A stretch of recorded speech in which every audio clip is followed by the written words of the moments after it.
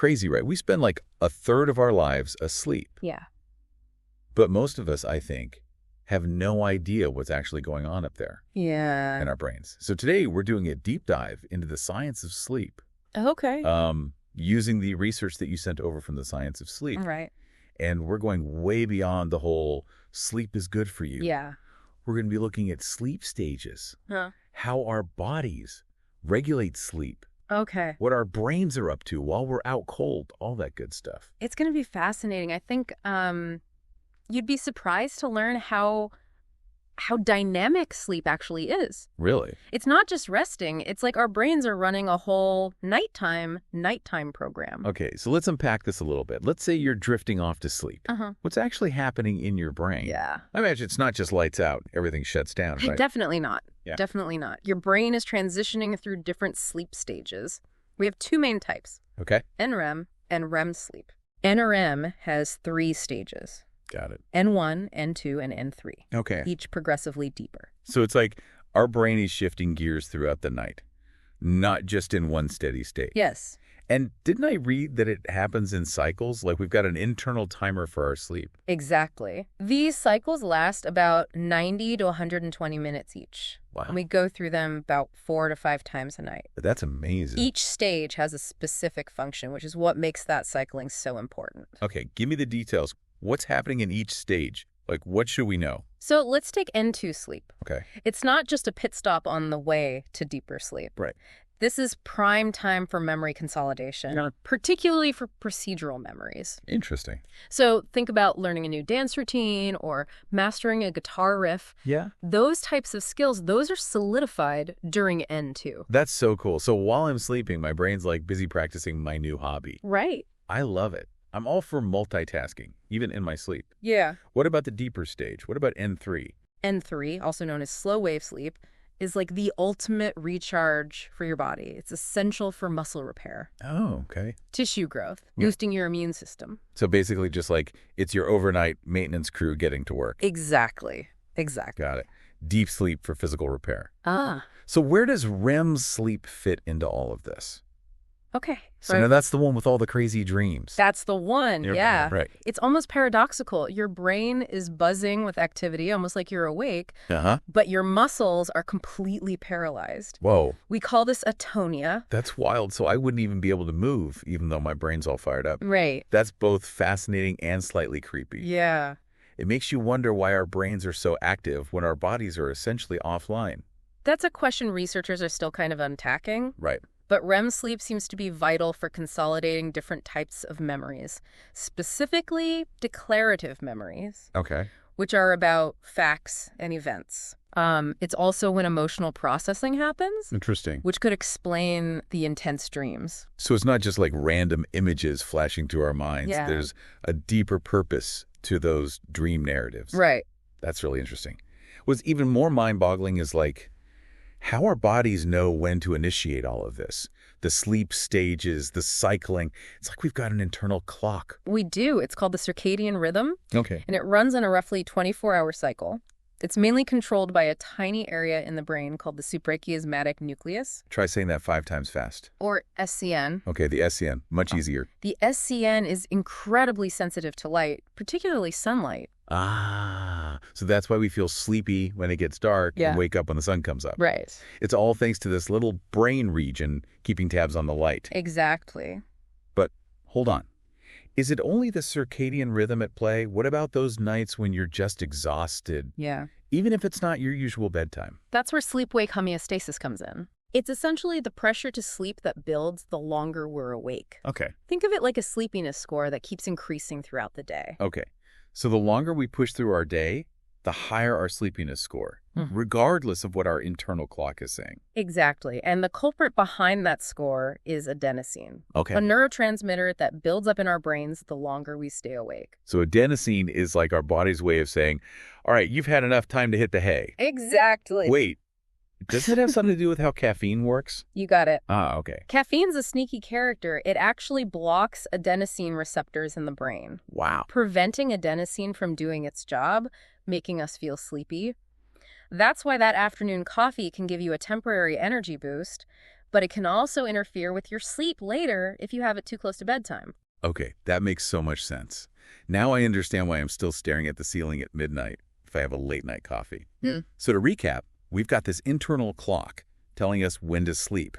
And then we've got adenosine building up, increasing our sleep pressure the longer we're awake. It's like this constant tug-of-war between our willpower and our biology. Exactly. And when we finally give in to sleep, it's not like our brains just power down. In fact, they're incredibly active, just in different ways than when we're awake. Right. You mentioned earlier that brainwave patterns change during sleep. This is where it gets really interesting for me. Yeah. What's the difference between, say, brain activity during deep sleep versus REM sleep? So during slow wave sleep, like N3, your brain waves become slow and synchronized. Imagine neurons all firing together in a coordinated rhythm. It's actually quite peaceful when you visualize it. Synchronized brain waves. It sounds pretty zen.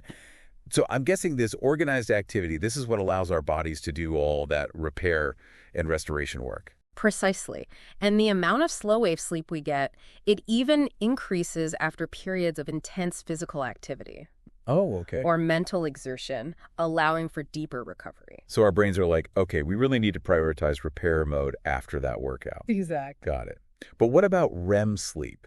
You said it's active too, but in a different way. Right. In REM sleep, the brain waves become faster and less synchronized, almost mimicking wakefulness.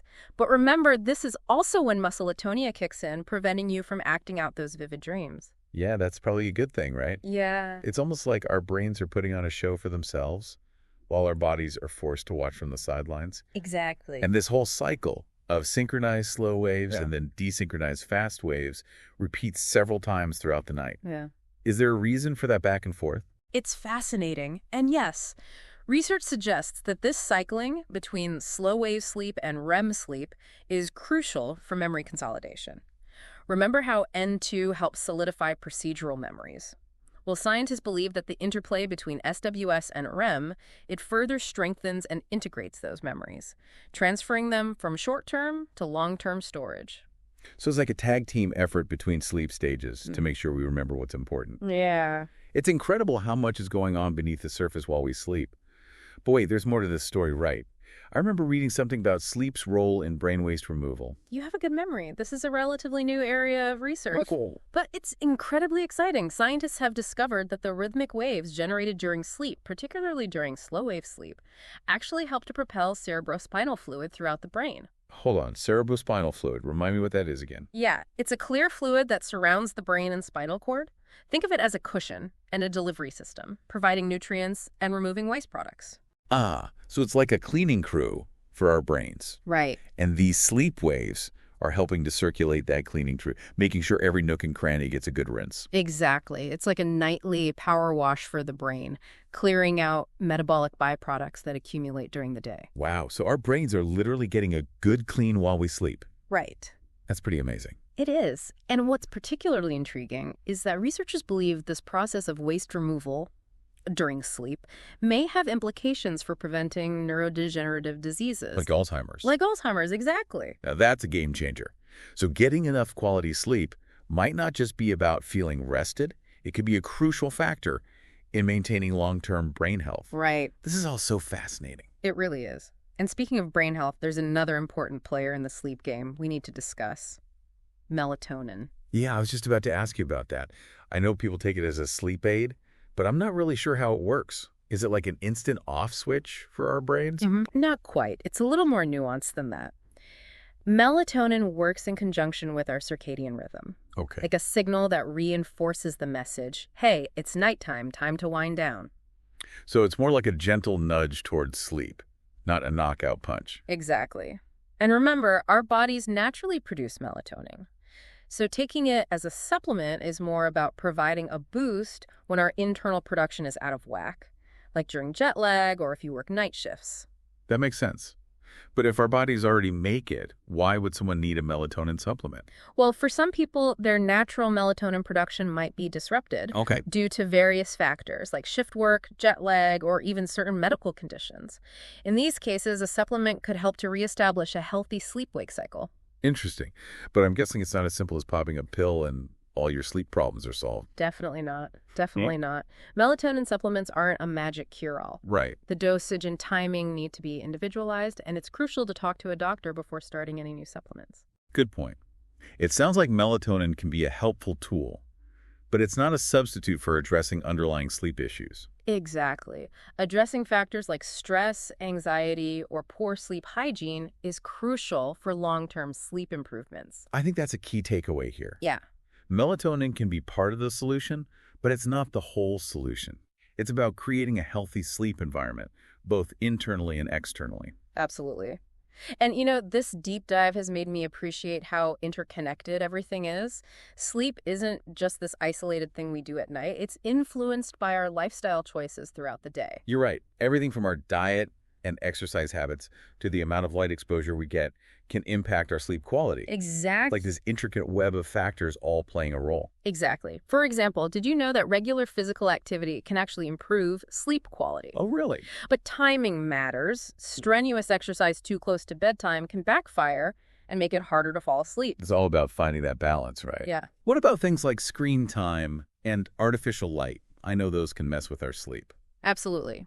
The blue light emitted from screens suppresses melatonin production, Oh, right. tricking our brains into thinking it's still daytime, so it's a good idea to limit screen time in the hour or two before bed. So swap that late night scroll through social media for a relaxing book. Yeah. I might have to try that tonight. It could make a big difference. Even just dimming the lights in the evening can help to signal to your brain that it's time to wind down. It's amazing how even small changes in our routine can have such a big impact on our sleep. Yeah. This deep dive has really got me thinking about my own habits. Me too. It highlights the importance of taking a holistic approach to sleep health. Yeah. It's not just about how many hours we log, Right. but also the quality of that sleep and all the factors that influence it. Exactly. Well said. So far, we've covered the intricacies of sleep stages, Yeah. the fascinating brain activity during sleep, Uh-huh. the role of melatonin, and the impact of our lifestyle choices on sleep quality. It's clear that sleep is much more than just closing our eyes for a few hours. It's an active process of restoration and rejuvenation, essential for both our physical and mental well-being. It's not just about feeling rested. It's about allowing our brains and bodies to perform essential functions that keep us healthy in the long run. Couldn't agree more. And I think it's time we start giving sleep the attention and respect it deserves. Absolutely. Before we wrap up this part of our deep dives, I'm curious to hear your thoughts on one final point. We've talked about how important sleep is for memory, Yeah. brain waste removal, and even physical recovery. Uh-huh. But what about its role in our emotional health? That's a great question. It's an area of ongoing research. Oh, okay. But we do know that sleep deprivation can significantly impact our mood, making us more irritable, Right. anxious, and even prone to negative thinking.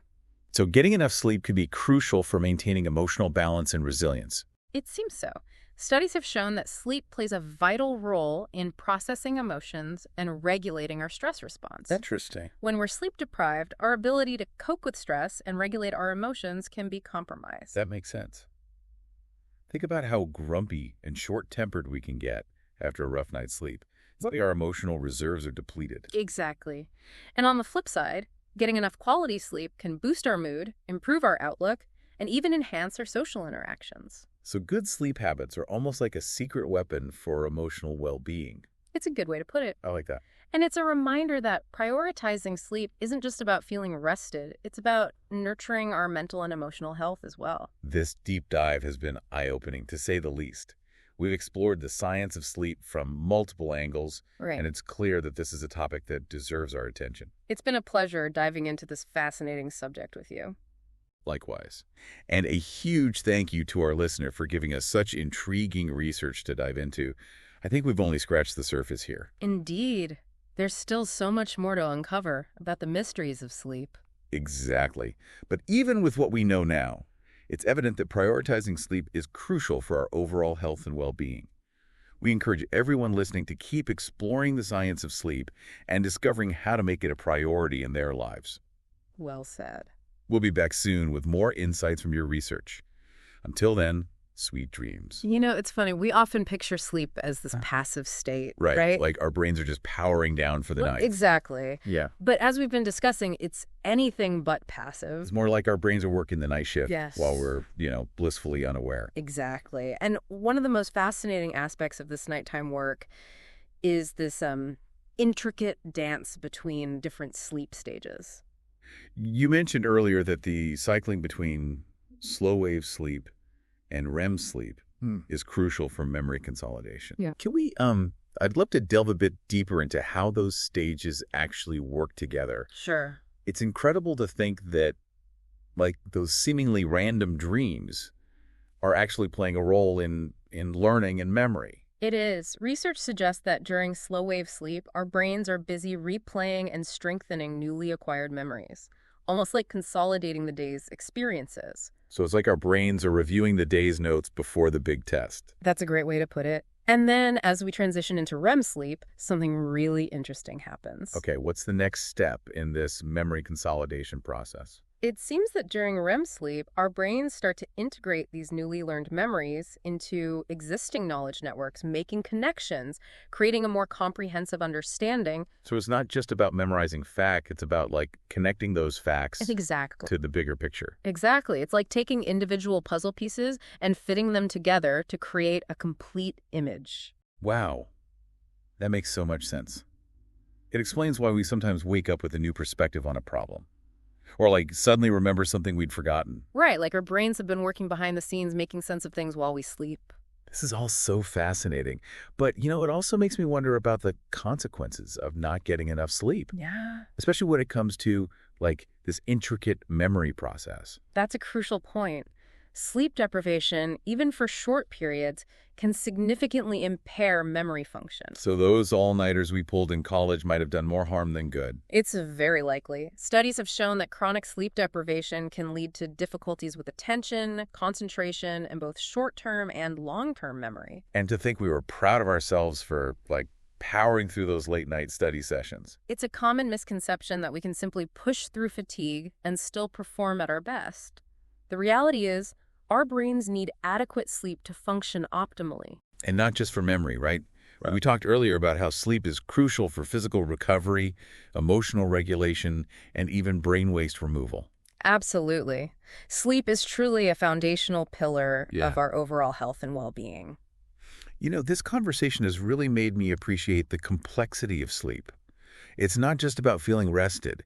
It's about allowing our bodies and minds to perform these essential functions that keep us healthy and functioning at our best. I couldn't agree more. And as we continue to unravel the mysteries of sleep, I think we'll only discover more reasons to prioritize it. Well said. Yeah. We've talked a lot about the different stages of sleep Yes. and their importance. But I'm curious, what about the time spent in between those stages? Is there anything interesting happening during those transitions?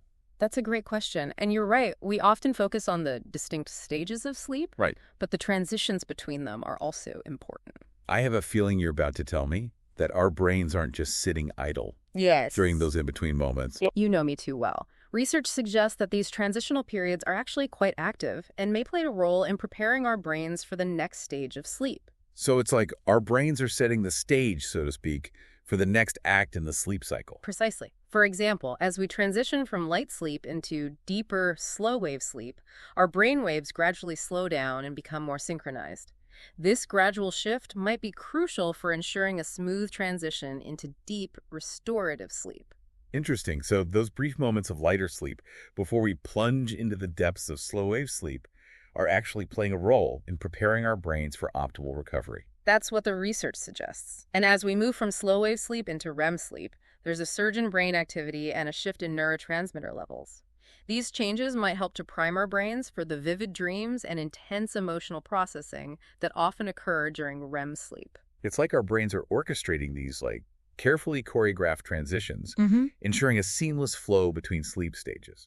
Exactly. It's another reminder of just how dynamic and finely tuned our sleep-wake cycle truly is. This all makes me wonder if there are things we can do to, like, support these transitions and improve the overall quality of our sleep. That's a great question. And the good news is there are. Establishing a consistent sleep schedule, Creating a relaxing bedtime routine and optimizing our sleep environment can all contribute to smoother transitions between sleep stages. So it's not just about the total number of hours we sleep. It's also about creating the right conditions for our brains to seamlessly navigate through these different stages. Absolutely. By paying attention to our sleep hygiene and creating a sleep-conducive environment, we can support our brains in carrying out these intricate processes that are so essential for our well-being. I love that perspective. It's like we're becoming active participants in our sleep rather than just, passive recipients of it. Exactly. And as we become more aware of the factors that influence our sleep, we empower ourselves to make choices that support optimal sleep quality. One thing that's really struck me throughout this deep dive is just how much is happening beneath the surface while we sleep. It's truly remarkable. Our brains and bodies are working tirelessly, carrying out these essential functions Right. that are crucial for our physical and mental health. And it's not just about feeling rested. It's about memory consolidation, emotional processing, physical recovery, brain waste removal. It's a long list. The list goes on and on. It's a testament to the incredible power of sleep, and it underscores the importance of prioritizing it in our lives. Well said. Speaking of prioritizing sleep, I'm curious to hear your thoughts on something that's become increasingly common in our fast-paced society: sleep deprivation. It's a growing concern, and for good reason. As we've discussed, sleep is not a luxury. It's a fundamental biological need, just like eating and breathing. Right. And yet so many of us sacrifice sleep in the pursuit of, productivity, deadlines, or even just entertainment. It's a dangerous trade-off. While we might feel like we're gaining time by shortchanging our sleep, the reality is that we're actually setting ourselves up for a host of negative consequences. We touched on some of them earlier, like impaired memory and increased irritability. But are there other long-term consequences we should be aware of? Absolutely. Chronic sleep deprivation has been linked to a wide range of health problems, Oh, wow. including cardiovascular disease, obesity, diabetes, weakened immune function, and even an increased risk of certain cancers. Wow. That's a sobering list.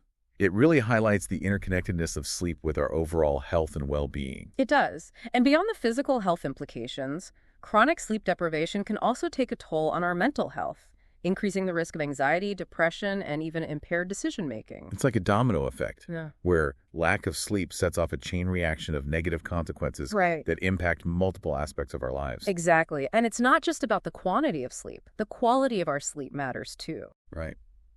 We talked earlier about how cycling through different sleep stages Right. is essential for optimal recovery and function. What happens when those stages are disrupted or shortened? Well, imagine if you're constantly interrupted during a crucial work project. You might be able to get some things done, but the quality of your work will likely suffer. That's a great analogy. So if our sleep is constantly fragmented, or we're not getting enough of certain sleep stages, it's like our brains aren't able to complete those essential tasks effectively. Precisely. And over time, this can lead to a buildup of sleep debt, which can have a significant impact on our physical and mental well-being. It's almost like we're accruing interest on a loan we can't afford to repay.